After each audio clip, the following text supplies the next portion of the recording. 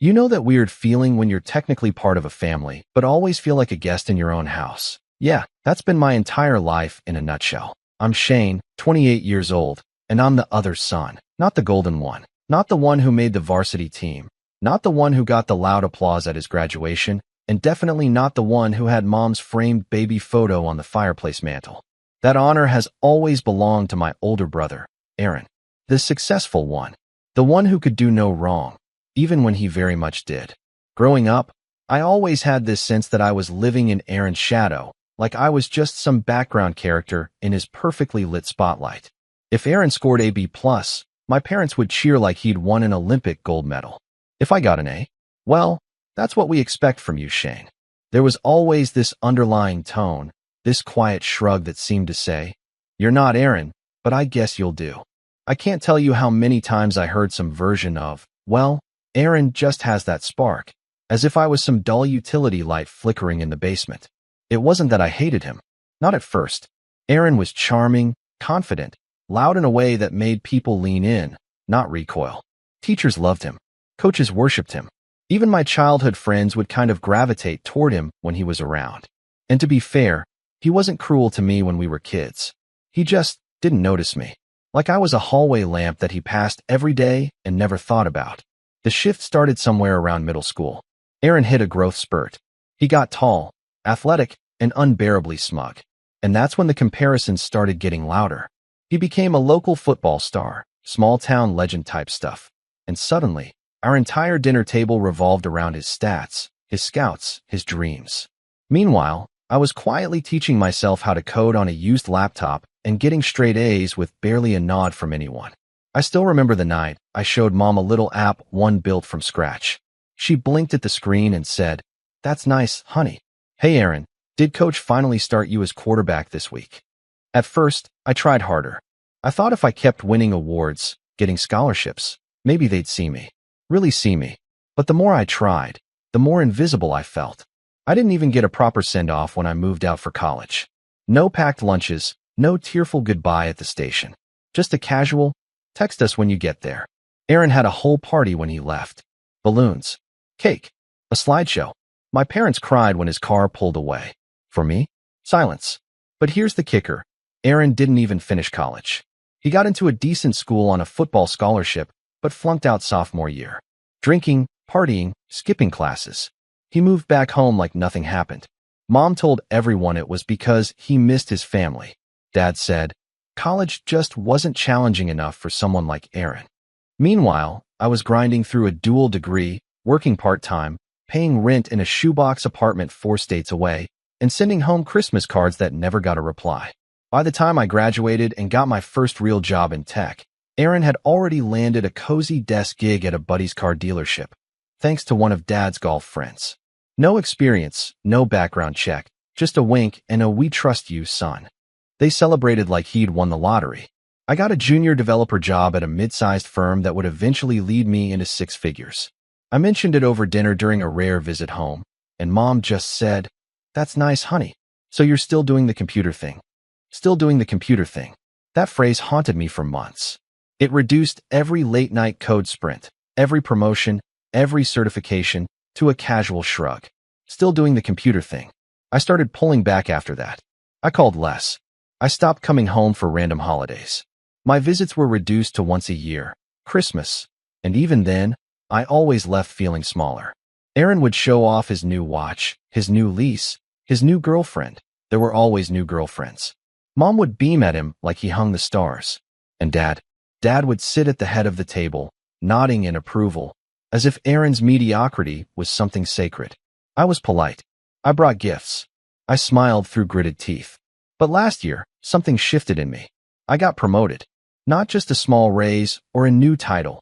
I got offered a leadership role in a rising AI startup, stock options included. Overnight, my net worth exploded. I didn't tell anyone at first. I kept working, investing smart, living lean. I didn't need their applause anymore. But I did start thinking about something I hadn't thought of in years: revenge. Not the dramatic movie kind, but a quiet, controlled kind. The kind that looks like success. The kind that forces people to see what they've ignored. And then I found the house. It wasn't just any house. It was the house. The one my parents had always dreamed of buying when I was a kid. This beautiful, two-story colonial-style place with a wraparound porch and a giant maple tree out front. We used to drive past it on our way to school, and Mom would sigh. If only we could afford something like that. Dad would scoff. One day, when Aaron makes it to the NFL. Of course, that never happened. They gave up on that dream years ago. But I hadn't. I bought it. Quietly. In cash. No mortgage. No debt. Just one signature, and the deed was mine. I fixed it up. Made it even better than they remembered. And then I planned my visit for Christmas. I didn't mention a word of it to anyone. Not when I RSVP'd. Not when I bought their gifts. Not even when I showed up at the front door with a smile and a bag of presents. Aaron was already there, of course, showing off his latest business venture, some pyramid scheme disguised as a crypto startup. Mom and Dad were gushing over him, as usual. I was barely through the door when Mom hit me with, "Try not to make any sarcastic comments this year, Shane. We want a peaceful Christmas." Right. I didn't even react. I just smiled and said, "Don't worry.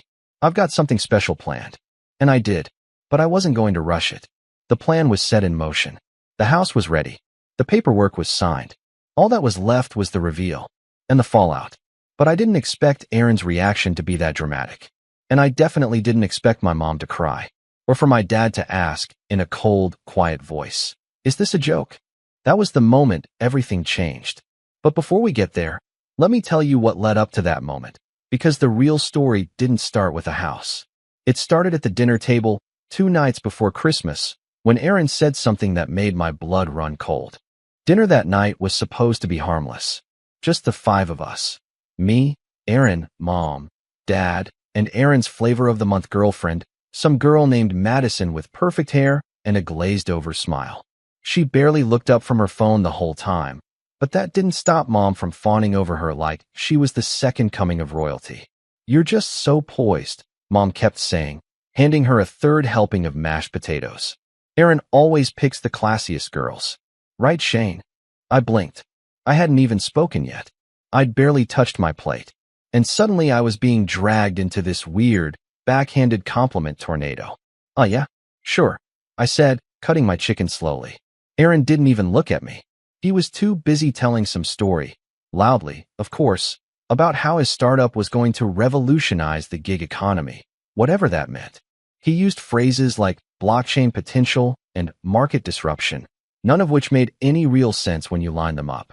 But Mom and Dad nodded along like he was unveiling the cure for cancer. "What about you, Shane?" Dad finally asked, somewhere between bites. "Still working from home?" I looked up from my plate.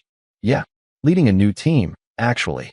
We're building AI models for early-stage medical diagnostics. Partnered with a few hospitals." Dead silence. Madison looked vaguely impressed for a second, until Aaron cleared his throat and raised his glass. "Well, I'm just glad I get to help real people. We're working on a platform that lets underpaid workers control their own income. I've got like 3 VCs circling us right now." Mom gasped like he'd just said he was nominated for the Nobel Peace Prize. "That's incredible, sweetheart." "Isn't that incredible, Shane?" I looked at Aaron, then at Mom, then at my cold chicken. "Yeah," I muttered. "Incredible." That word echoed in my head for the rest of the night. Incredible. Like it meant anything anymore.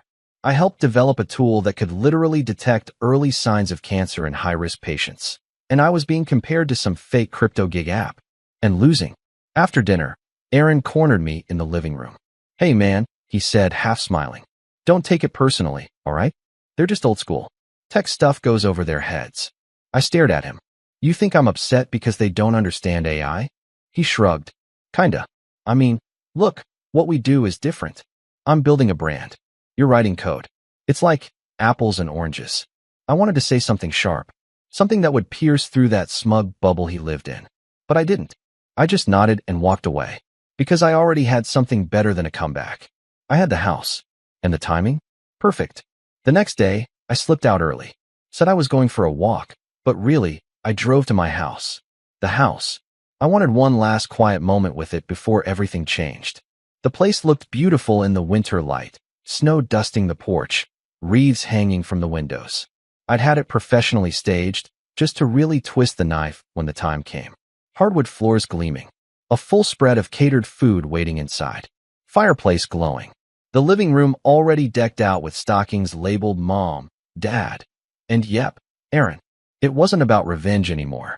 Not just that. It was about proving, once and for all, that I wasn't invisible, that I had made it. And I didn't need their cheers or their cake or their slideshow to get there. But fate has a funny way of testing your patience. When I got back, things had shifted. Dad was in the garage, working on something with Aaron, some project I wasn't invited to. Madison was gone, thankfully, and Mom was in the kitchen, pulling trays of cookies from the oven. I offered to help, and she waved me off. "Why don't you go relax with your brother?" she said, not even looking up. "You always get so tense around the holidays." That was the moment I felt it. The tipping point. Tense. I asked carefully. She shrugged. "You just have this energy, Shane. Like you're always waiting for someone to applaud. Just enjoy being home." Home. I bit the inside of my cheek so hard it left a mark.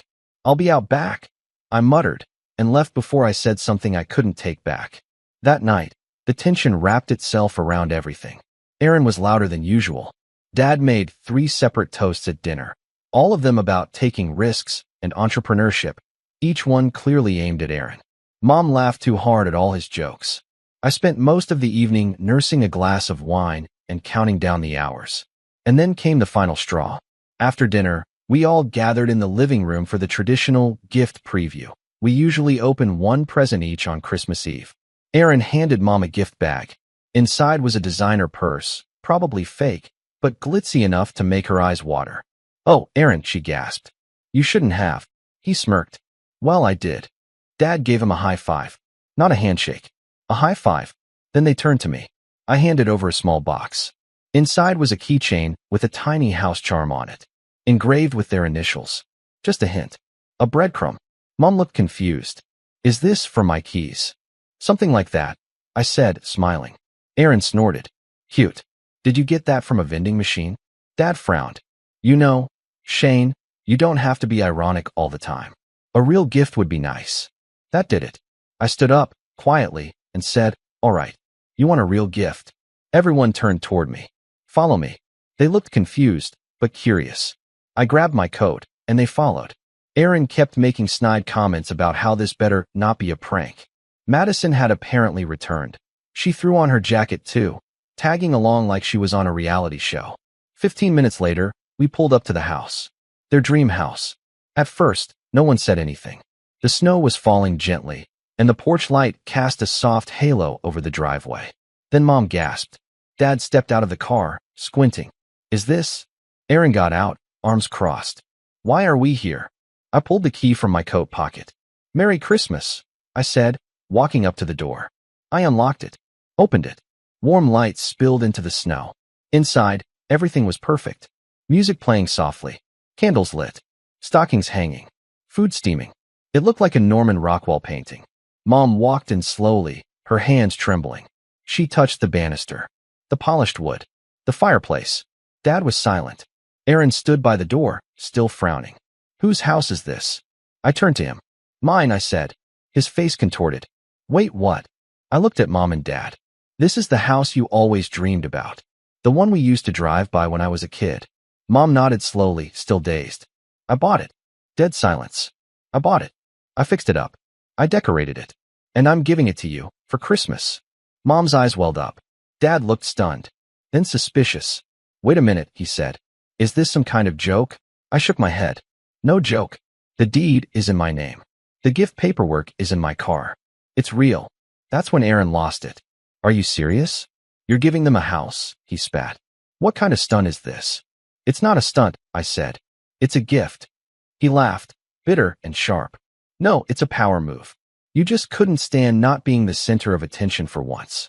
So you bought your way into the spotlight. I wanted to give them something they always wanted." Aaron's face twisted. "No, you wanted to one-up me. You wanted to make me look like a joke." I didn't say anything, because, in that moment, I realized he wasn't entirely wrong. But the story doesn't end there.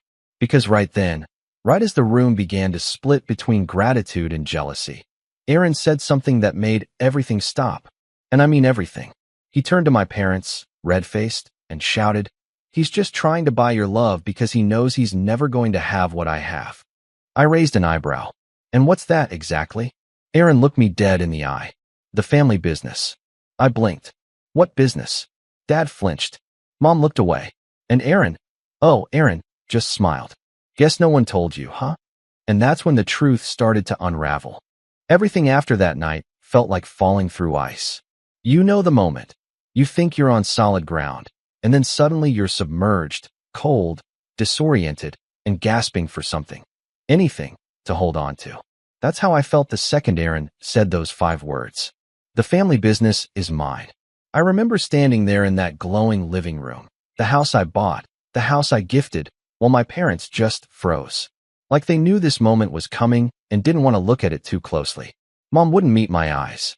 Dad suddenly found a deep interest in the fireplace mantle. And Aaron? He was grinning. The same smug, victorious smirk he wore when he beat me at anything, which, according to my parents, was everything. I asked it plainly, calmly, almost too calmly. What business? Aaron chuckled. Oh, come on. Don't act like you didn't know. You really think Dad's been working at that rundown dealership for fun all these years? Dad finally spoke, but his voice was low. We didn't tell you because, well, you had your own thing going. My stomach dropped. You mean the dealership is yours? Technically, Aaron jumped in. It's been in our name for a while. Dad and I co-own it now. I've been learning the ropes for years. My mind went blank. Years? Learning the ropes? I had never been invited to a single conversation, not even hinted at. And now I'm being told that while I was out building something on my own, pulling all-nighters, fighting for promotions, building a career, they were secretly passing down the family legacy like it was some treasured heirloom? I asked, again, this time barely above a whisper. You never thought to include me? Mom finally looked up. Shane, honey, you were always so independent. We didn't think you'd want that kind of life. That kind of life. The kind of life they'd given to Aaron. The golden child. The prodigal son who never left. I nodded. Once. Then again. And then I walked out the door. No dramatic goodbye. No yelling. Just silence. Because in that moment, something inside me broke. A quiet crack that had been forming since childhood finally split wide open. I didn't cry. I didn't even feel angry. Not yet. Just numb. I drove back to my apartment in the city that night. Christmas morning. Alone.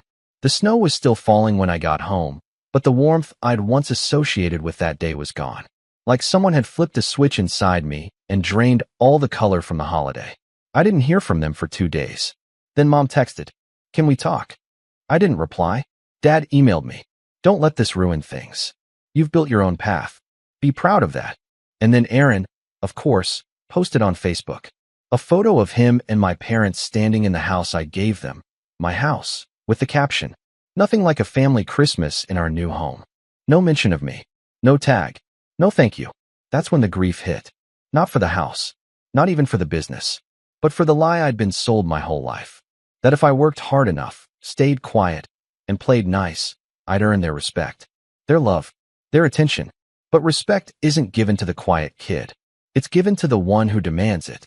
And for 28 years, I had never demanded anything. I took a few weeks off work. Said I needed time to handle some personal stuff.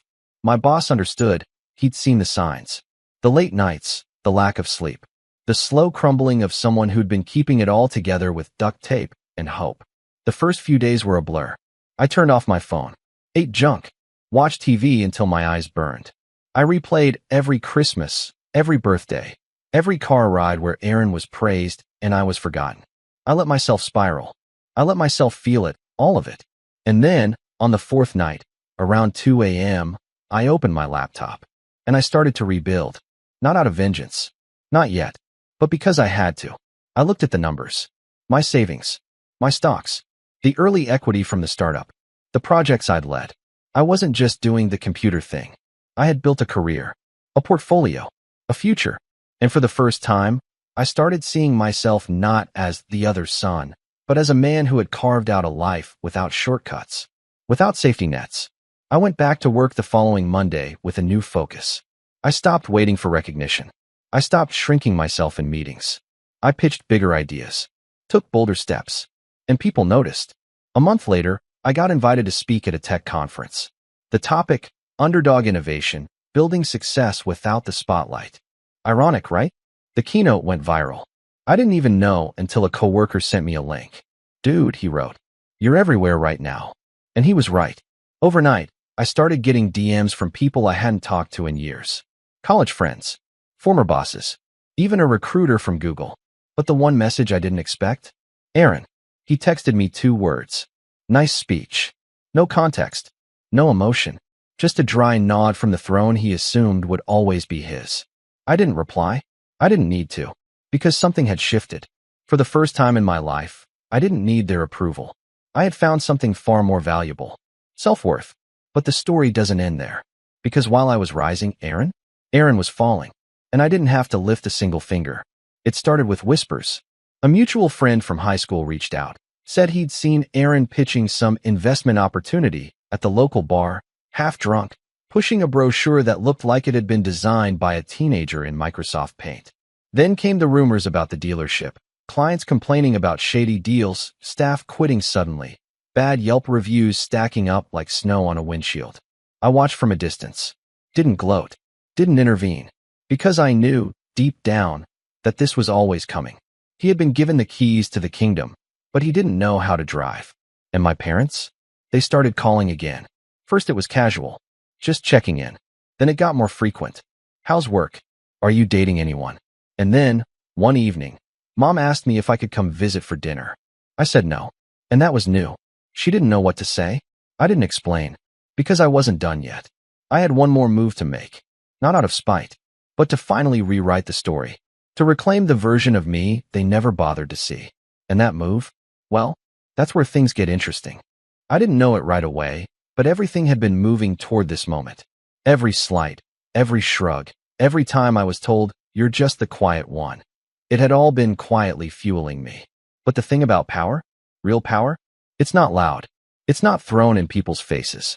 It's quiet, strategic, controlled. And I finally had it. The house had been the beginning. Buying it had shaken the family dynamic just enough to expose every crack. Aaron's ego, my parents' favoritism, the secrets they thought they'd buried under decades of carefully controlled narratives. All of it had started to unravel. But I wasn't going to settle for one surprise gift and a few uncomfortable truths. I wanted closure. Not just for me, but for the version of myself that spent 28 years trying to win a game where the rules were never in his favor. So, I started to plan. I didn't rush. I didn't lash out. I waited. I observed. I let Aaron think he'd won the last round. Let him keep smiling smugly in the Facebook photo where he stood in my house, like he'd built it himself. The more I thought about it, the more poetic it became. I hadn't just given them a house. I'd given them a stage. And now, it was time to direct the final act. First, I needed to understand what I was really up against. The family business, as Aaron so proudly declared it, wasn't just some dusty car lot anymore. Turns out, Dad had been investing heavily in the surrounding properties for years. A handful of parcels along the highway, a few auto service franchises under Shell LLCs, enough that the dealership wasn't just a dealership. It was part of a small but growing web of assets. And I'd never known. I spent weeks digging. Quietly. Discreetly. I hired a friend of a friend, a forensic accountant I met at the AI conference, to look into public filings, property records, and anything else with a digital trail. I told him it was for a personal inheritance question, and he didn't pry. The guy was good. Really good. In 2 weeks, he sent me a PDF that almost made me laugh. The business was bigger than I thought. But it was also messier. Aaron had been made co-owner, yes, but only recently, and only on the condition that he learn the business. There was a clause buried in the operating agreement. If Aaron failed to bring in a profit for 2 consecutive quarters, his stake would revert back to Dad. There it was. The weak point. And guess what? The business wasn't doing well. Those bad Yelp reviews, the employee walkouts, they weren't just rumors. They were the canary in the coal mine. And Aaron was too busy pretending to be Elon Musk on Facebook to see the financial cliff he was barreling toward. I took a breath. The opportunity was there. But I needed one more thing before I made my move. I needed leverage. Enter Lexi. Lexi and I had dated in college. Smart, sharp, and endlessly patient, especially with someone like me, who used to flinch at his own reflection. We'd lost touch after graduation, but when I saw her name pop up as a featured speaker in a business tech webinar, I decided to reach out. We grabbed lunch a week later. Just catching up, nothing heavy. At least, that was the plan. By the end of the meal, I had everything I needed. Lexi worked for a private equity group that specialized in distressed family-owned businesses, car dealerships included. She wasn't the shark I remembered her to be. She was bigger now, colder, sharper. She had that same ruthless efficiency I saw in the mirror during late nights coding algorithms that predicted hospital resource flows. I told her about my family, vaguely, of course. I called them friends at first, but she saw right through me. You don't want to sell their business, she said, stirring her coffee slowly. You want to own it. I didn't deny it. She smiled. Let me guess. Big brother messed up. Daddy's little empire is about to go under. And now you want to step in. It's not about revenge, I said quietly. It's about finally getting a seat at the table. Or maybe just flipping the table over entirely. She leaned back, eyes glinting. Well then, let's set the table ourselves. Over the next 3 weeks, Lexi and I laid the groundwork. I offered to invest, anonymously, through one of their shell LLCs. It would look like an outside party was interested in helping them recover, offering an angel round to restructure the books, bring in consultants, and help expand into hybrid vehicles and electric sales, which the dealership had ignored entirely. It was a brilliant angle. Aaron, of course, bit immediately. He pitched it to my dad like it was his idea. I heard about it through a cousin, who heard about it from Aaron at a family barbecue I hadn't been invited to. Classic. But I wasn't upset. I smiled. Because he had no idea the investor was me. No idea that the consultant I recommended, the one who'd be reviewing all operations, HR decisions, and finances, was someone Lexi handpicked to audit everything Aaron had touched. I didn't even have to lift a finger. He was walking into the trap himself. But I didn't stop there. I wanted one more layer of insurance. So I went to visit the dealership. Unannounced. The place looked worse than I remembered. Faded banners. Cracked asphalt. A peeling, now hiring sign in the window. I walked in and was immediately hit with that mix of cheap cologne and stale coffee. A receptionist barely looked up. I'm here to see Aaron, I said. She squinted at me, then buzzed the back office. He came out a few minutes later, clearly surprised. Shane. Hey. He blinked. What are you doing here? I gave him a small shrug. Just checking in. Heard things were getting serious. His chest puffed slightly. Yeah, well, we've got some big moves coming. Investors are circling. Dad says I might be ready to take over completely soon. I nodded. That's great. Seriously. Just wanted to see it for myself. He gave me a tour. A half-hearted one. Tried to dazzle me with business speak he barely understood. I listened. I smiled. I asked good questions. And then, right before I left, I planted the seed. You know, I said, I've been thinking about leaving the tech world. He froze. What? Yeah. I mean, I've made good money. But there's something appealing about real businesses. Legacy. Community. Roots. Aaron looked uncomfortable. Why are you telling me this? I shrugged. I don't know. Just wanted you to hear it from me in case. I dunno. I start making moves around town. His jaw clenched. I could almost hear the gears grinding in his head. I left before he could respond. Because I wanted that paranoia to stew. And it worked. 2 days later, my mom called. Aaron's worried. He says you've been sniffing around the dealership. I stayed quiet. He thinks you're trying to compete. I'm just exploring options, Mom. She sighed. Can't you just let him have this? There it was. The sentence. The theme of my life. Let Aaron have this. Let him be the star. Let him take credit. Let him shine. I didn't answer her. Because this time, I wasn't letting anyone take anything. And the best part? I didn't have to take it by force. He was going to hand it over himself. Just a little more pressure. Just one more step. And the whole thing would collapse. But what I didn't expect, what none of us expected, was for my father to finally show his hand. And once he did, everything changed. Revenge, when it's done right, doesn't need applause. It doesn't need fireworks or public humiliation. It doesn't need screaming matches or courtroom drama. Sometimes the most satisfying revenge is the one delivered quietly, behind closed doors, with a pen and a signature. The kind that rearranges a person's entire reality. While you sip your coffee on a Monday morning, watching it all unfold from a safe, calm distance. That's exactly what I did. And it all started with my dad's voice on the other end of the phone, calm and clipped. We need to talk. I hadn't spoken to him directly since the night of the house reveal. That moment in the living room when I handed him the keys, and he asked if it was a joke. It was the last conversation where I'd still been hoping, somewhere deep down, that maybe, he'd finally see me. This time, I knew better. We met at a quiet steakhouse 2 towns over, one of those spots where the waiters wore vests and called you sir. He was already seated at a corner table when I arrived, sipping scotch like a man who thought control came with age. He got straight to the point. Aaron's made a mess. I didn't pretend to be surprised. He's always had vision, my dad went on, but no discipline. And now with the investors sniffing around, the books under review, and half the staff threatening to walk.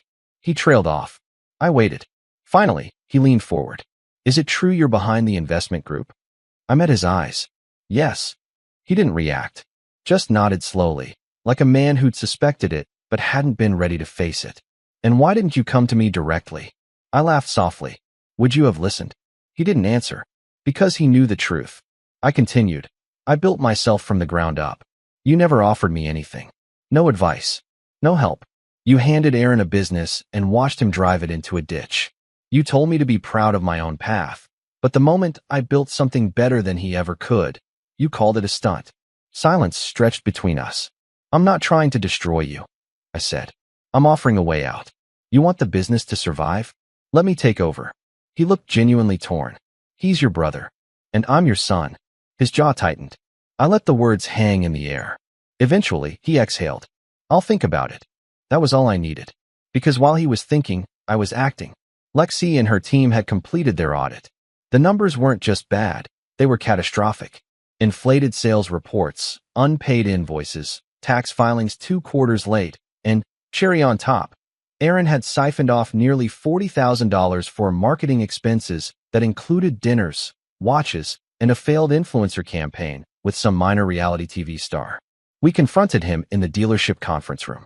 It was just me, Aaron, Lexi, and a lawyer from the investment group, who, of course, was also mine.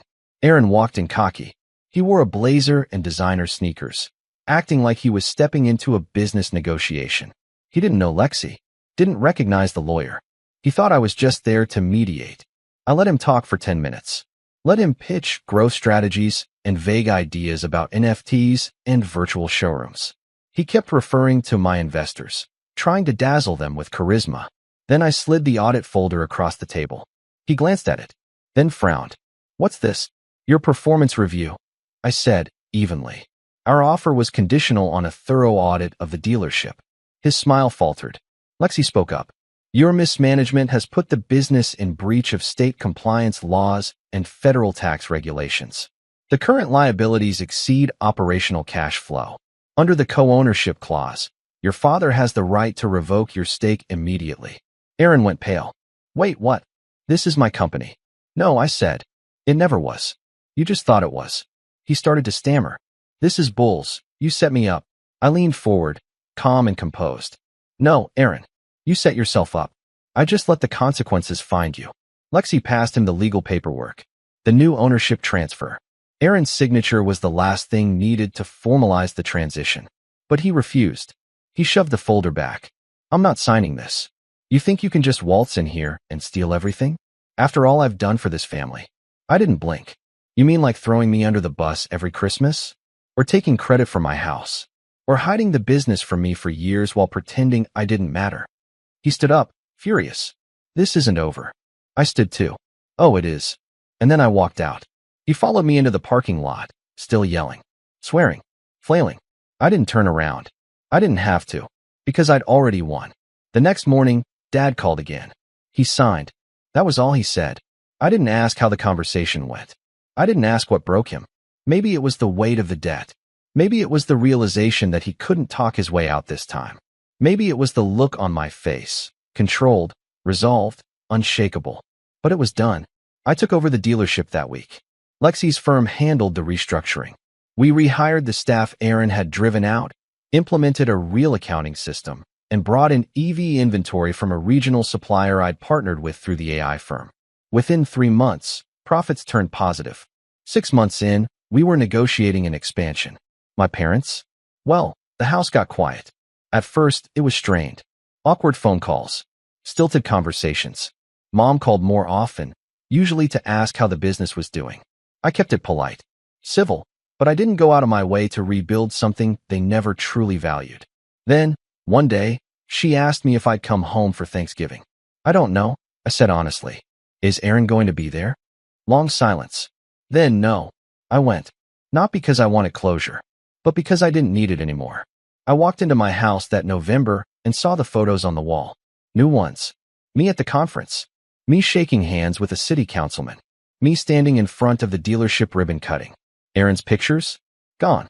They didn't say anything about it. They didn't have to. At dinner, Dad raised his glass. To Shane. For showing us what leadership really looks like. I nodded. No smile. Just quiet understanding. After dessert, Mom pulled me aside. Her voice was soft. I'm sorry. For how we treated you growing up. We didn't see it. I know, I said. But I did. That was the last time we spoke about the past. We didn't need to. Because I wasn't that quiet kid anymore. I was the man who bought their dream house, saved their business, and rose without their help. Aaron, he moved to another state. Tried to start a YouTube channel about entrepreneurship. Last I checked, it had 72 subscribers and a video titled, How to Bounce Back from Betrayal. I didn't click it. I didn't need to. Because revenge isn't about destroying someone. It's about rebuilding yourself so completely, so undeniably, that the people who doubted you can't help but watch from the sidelines. And as I stood in my dealership one quiet morning, papers signed, lights on, employees laughing in the background, I finally understood something. I hadn't just taken back what was mine. I'd built something better. From scratch. Without shortcuts. Without applause. And that was the real victory.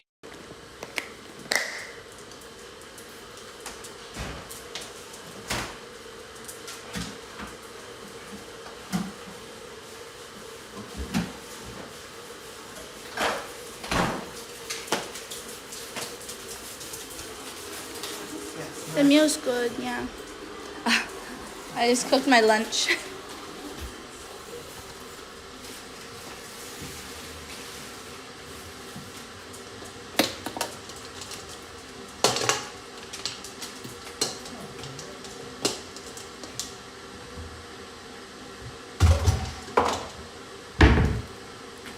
Pretty good. Leave the pot in hot water. Yeah, I'm gonna pour hot water into the pot, I think.